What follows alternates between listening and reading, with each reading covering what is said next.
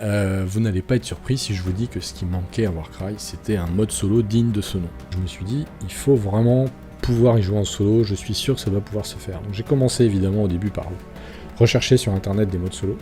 On en trouve un, le plus connu, c'est celui qui a été fait, en tout cas, je sais pas si c'est lui qui l'a écrit, mais la chaîne 2plusstuff, qui est une chaîne assez connue en anglais, qui s'appelle Lonesome Road, et qui a été traduit en français La Route Solitaire.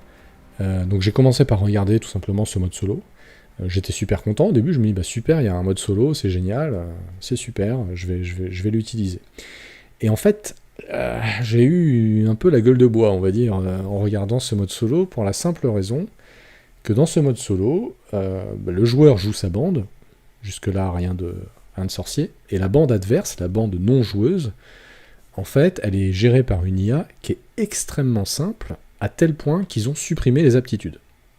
Et en fait, c'est là la difficulté de transformer Warcry en jeu solo, c'est cette fameuse question des aptitudes.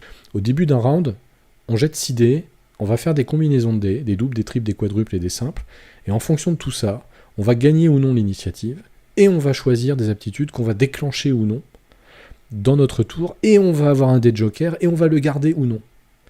Toutes ces possibilités-là sont extrêmement complexes à matérialiser sous forme de règles solo sans perturber le cerveau du joueur.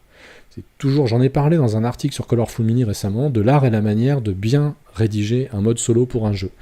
Et j'en suis arrivé à la conclusion qu'il y a 3 grands axes à respecter. Et donc en fait, c'est un peu une petite réflexion sur comment un mode solo peut être bon, en fait. Et moi, j'en arrive à la conclusion qu'il y a 3 grands axes à respecter. Le premier, c'est la fluidité. Donc, c'est-à-dire que ça doit se dérouler facilement. Voilà, ça doit aller vite, parce que le cerveau du joueur embarque tout. Il embarque sa partie, son plaisir de jeu, sa stratégie, les règles du jeu et l'IA de l'adversaire. Donc il faut que l'IA de l'adversaire soit la plus fluide possible, parce que plus elle prend de place dans sa tête, plus c'est au détriment du reste. Et le reste, c'est quoi ? C'est le plaisir de jeu à la fin.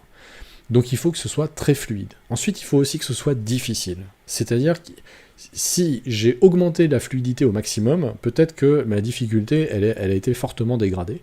Et là, je perds de l'intérêt, parce que c'est trop facile de jouer contre la bande adverse, contre l'IA, et j'ai plus vraiment envie de jouer, parce qu'il n'y a plus vraiment de défi. Donc il faut de la fluidité et de la difficulté. Et enfin, il faut de la surprise, un peu d'aléatoire. Il ne faut pas que le joueur puisse tout anticiper. Et si on réfléchit bien, ces 3 critères-là sont exclusifs les uns envers les autres. Un exemple tout simple, si je veux avoir le maximum de surprises dans un mode solo, je vais prendre toutes mes décisions au dé. Mais si je fais ça, j'ai pas une très grande difficulté, parce que mon IA va être complètement débile, elle sera totalement illogique, elle fera toutes ses décisions au dé, donc il n'y aura aucune cohérence dans la décision de l'IA. Et ce sera pas fluide du tout. Parce qu'à chaque fois qu'une figurine adverse devra s'activer, le joueur devra tirer au sort parmi toutes les possibilités.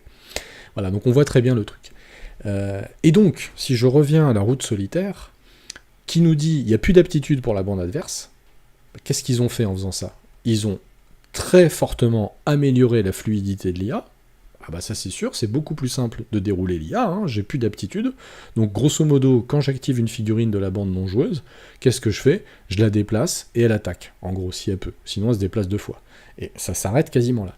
Mais le problème en ayant fait ça, c'est que la difficulté, elle est tombée, mais au niveau plus bas que terre. Moi, en tant que joueur, je garde mes aptitudes, donc qui sont, comme vous pouvez vous en douter, des forces en plus pour vos figurines, mais ma bande adverse n'en a pas. Donc déjà, je suis beaucoup plus fort de base sur le papier que la bande adverse. Et puis, le deuxième point, qui est une conséquence de la suppression des aptitudes, c'est que toutes les bandes sont les mêmes, peu ou prou. La seule différence qu'il y a entre 2 bandes dans la route solitaire que vous allez affronter, c'est les stats des figurines. Mais comme il n'y a plus d'aptitude, il n'y a plus de spécificité, il n'y a plus de charme, et il y a beaucoup moins de difficultés, et il y a également moins de surprises, hein, le troisième mot-clé de tout à l'heure, il y en a beaucoup moins parce que les aptitudes, elles sont source de surprises dans la partie. C'est souvent ça qui rend une partie de Warcry très très fun, c'est les capacités spéciales des figurines qui sont déclenchées via les aptitudes. Je vous prends un exemple hyper simple, hyper parlant. Si vous jouez la bande Legends of Nagash, qui est la bande des morts vivants dans Warcry, une des aptitudes qui est éligible aux nécromanciens, j'ai oublié de le dire, mais certaines aptitudes ne sont éligibles qu'à certaines figurines, c'est tout simplement d'invoquer des morts, donc de refaire spawner un squelette qui aurait été tué préalablement. Voilà, vous avez une petite idée comme ça des aptitudes. Voilà, donc il y avait ce fameux mode solo, Lonesome Road, qui me plaisait pas pour toutes ces raisons. Ensuite, j'en ai écrit un premier, où moi j'ai eu le problème inverse. J'ai gardé les aptitudes, puisque c'était mon objectif, et puis j'ai commencé à écrire des règles pour décider quelles aptitudes faire, à quel moment. Et là, on revient un peu à l'article dont on parlait tout à l'heure, je suis tombé dans le problème de la fluidité, qui en avait pris un sacré coup dans l'aile. Alors là, j'étais bien en termes de difficulté, hein, parce que la bande adverse avait bien ses aptitudes, j'étais bien en termes de surprise, pour les mêmes raisons.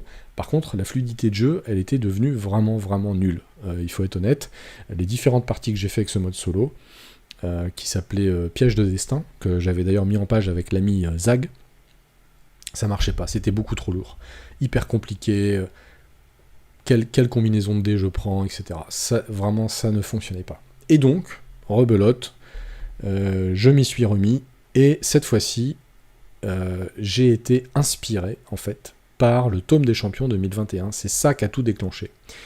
Donc, Games Workshop n'est pas Games Workshop pour rien. Ils ont proposé dans le tome des champions 2021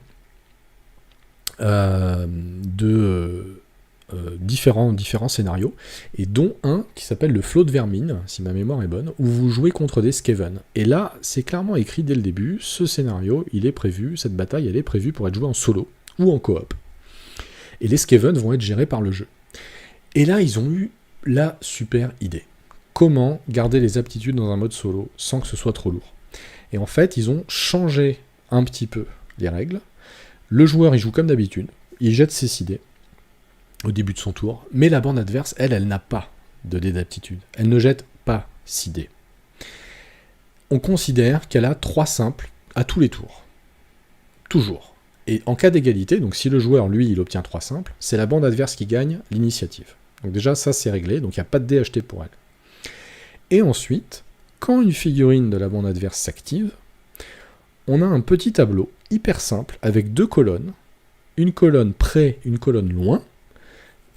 Je vais regarder la colonne près si ma figurine est à portée d'attaque d'une figurine ennemie. Je vais regarder la colonne loin si elle n'est pas à portée d'attaque d'une figurine ennemie. Et ensuite, je jette un dé 3. Donc je vais faire 1, 2 ou 3. Je regarde dans ma colonne, et là, je tombe dans une cellule qui me dit quoi faire. Et parmi les choses possibles, parfois, il y a une aptitude, et qui se déclenchera automatiquement. Et donc, les aptitudes sont conçues pour se déclencher avec ce tableau-là, pour les Skaven. Et quand j'ai vu ça, je me suis dit, mais on pourrait tout à fait décliner cette méthode pour toutes les bandes. Et on aurait un mode solo qui serait le juste milieu. Fluide à jouer, avec les aptitudes, on maintient la difficulté, on maintient la surprise. J'ai plongé là-dedans, et on arrive au fameux mode solo. Vous pouvez télécharger gratuitement ce PDF à partir du moment où vous êtes membre Colorful Mini. Vous allez sur colorfulmini.com. Si vous n'êtes pas connecté dans ce petit carré-là, à droite, là où c'est écrit « Accès membre », vous aurez un lien qui vous renverra vers le forum, en fait, pour vous authentifier, et vous ramènera ensuite sur le site, et il vous reconnaîtra. Il y a une mécanique d'authentification partagée entre le site et le forum. Et une fois que vous êtes logué, vous avez accès notamment à cette page, où vous avez le PDF. Alors vous pouvez le regarder en ligne comme ça, là, avec la petite widget qui est ici, mais vous pouvez aussi, bien sûr, le télécharger avec ce bouton. Et là, on va regarder ça rapidement. Alors, je fais une petite pause parce qu'il y a quelques petites questions sur le chat. Dil, ton objectif est de simplifier le jeu ou d'ajouter des systèmes narratifs mais complexes. Type tableau de localisation de dégâts à la Inquisitor. Alors non, moi mon objectif c'est pas du tout d'ajouter des choses au jeu. Mon objectif c'est de conserver l'expérience Warcry la plus intacte possible dans un jeu solo. Pour le mode solo, mon objectif c'est vraiment ça, c'est de permettre à quelqu'un qui joue tout seul de s'amuser presque autant. Bien sûr, on peut pas arriver à exactement la même sensation que si tu joues contre un autre joueur humain, mais d'être le plus proche possible du plaisir de jeu que tu peux avoir contre un adversaire humain. C'est ça l'objectif. Là, je vais vous montrer un peu à quoi ressemble le PDF. En réalité, vous avez les règles elles-mêmes. Et donc là, je suis assez content. Les règles ne tiennent que sur une page. Et après, vous avez les aptitudes de chacune des bandes officielles Warcry qui ont été réécrites pour être compatibles avec ces règles. Parce que comme je vous l'ai expliqué juste avant, on a ces petits tableaux de comportement qu'on va utiliser, et on est nécessairement obligé d'adapter les aptitudes, puisqu'il n'y a plus de dés qui sont jetés par le joueur, et donc il n'y a plus de double, il n'y a plus de triple, il n'y a plus de quadruple, donc il faut trouver des petites astuces pour traduire ça, j'ai envie de dire, dans le mode solo. Et puis il y a aussi des petits cas qui ne marchent pas si on les réécrit pas. Certaines aptitudes, par exemple, qui se déclenchent si j'ai déjà tué un ennemi, et ça, c'était trop compliqué, justement, à implémenter dans le mode solo, donc on a trouvé une astuce pour formuler différemment un peu les aptitudes. Mais je ne vais pas trop rentrer dans les détails, ça sert à rien, là, pour ce soir. Juste vous montrer un peu à quoi ça ressemble. Donc voilà, donc là, un joli PDF, avec quelques photos de figurines qui sont issues de ma collection. Donc ça, c'est un ogre des Iron Golem, donc ça, c'est une bande que j'aime beaucoup. C'est des mecs qui travaillent un peu dans les mines un petit peu toxiques des 8 points. Ils ont la peau toute grisâtre, et c'est un peu les forgerons d'Age of Sigmar, ces gens-là. C'est eux qui fabriquent les armes, et ils considèrent que c'est eux les meilleurs fabricants d'armes, et ils veulent fabriquer les armes d'Archaon, l'élu éternel. Voilà, et à côté, on a une figurine tirée des Scions of the Flame, qui sont une sorte de culte qui vénère le feu. Eux, ils sont issus de la boîte Warcry Catacombe, qui est celle que j'ai. Et c'est des figurines assez sympas parce que ça vous amène à peindre du feu, hein, c'est assez logique. Si ça vous intéresse, j'ai une vidéo dédiée sur la chaîne où je vous montre un peu comment je traite le feu de manière très simple avec des peintures contrastes. Les règles d'Horde Dévastatrice, elles sont là et elles tiennent sur cette page numéro 3. Voilà. En gros, il y a quasiment tout ce que je vous ai expliqué à l'instant avec un petit peu plus de détails. Vous pouvez aller récupérer le PDF très simplement, comme je vous l'ai expliqué tout à l'heure. Il n'y a pas grand-chose de plus à dire. Mais voilà, vous avez les règles, ça tient sur une page, et après, en fonction de la bande que vous voulez jouer, vous avez votre tableau de comportement. C'est ce que je vous ai expliqué tout à l'heure. Donc moi j'ai renommé près et loin, je trouvais ça un peu malheureux comme vocabulaire. Je préfère à portée et en menace. À portée, j'ai au moins une de mes armes qui peut toucher un ennemi de là où je me situe. En menace, je n'ai aucun ennemi à portée de mes armes.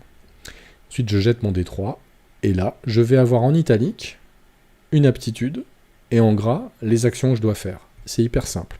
J'ai une 4e ligne ici, avec cette icône. Ça, c'est l'icône du leader. Dans Warcry, votre bande a nécessairement un leader, et lui, il peut avoir des aptitudes qui lui sont propres. Et donc, j'ai fait une ligne spécifique dans le tableau de comportement lorsque j'obtiens un 3 sur mon D3. Ça me permet d'avoir de manière directe des aptitudes spécifiques au leader sur un 3.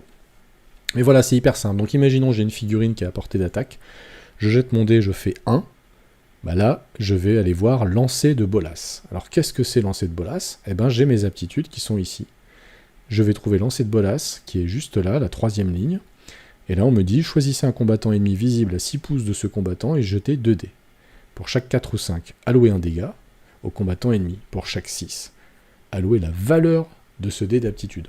Je vous ai pas expliqué ce que c'est que les dés d'aptitude, mais c'est hyper simple. Au début du tour, je jette 2 dés, et ce sont les dés d'aptitude qui vont me permettre de simuler un peu les combos que j'aurais pu avoir en tant que joueur humain. Pas besoin d'expliquer ces détails-là tout de suite, mais juste ayez en tête que quand vous déroulez ce mode solo, vous avez 2 dés par tour pour l'IA, qui vous servent justement à déclencher ces aptitudes et éventuellement avoir des valeurs pour ces aptitudes.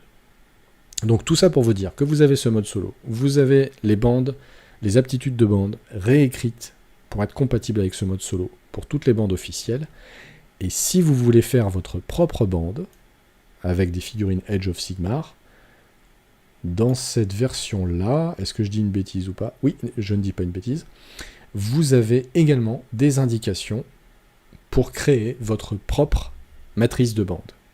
Ça nous semblait très intéressant, donc je remercie Mathieu qui m'a aidé, notamment parce que Mathieu était en train de se faire une bande spécifique, tirée d'Age of Sigmar, mais qui n'est pas une bande officielle Warcry, et donc il s'est posé la question comment il adapte ses aptitudes.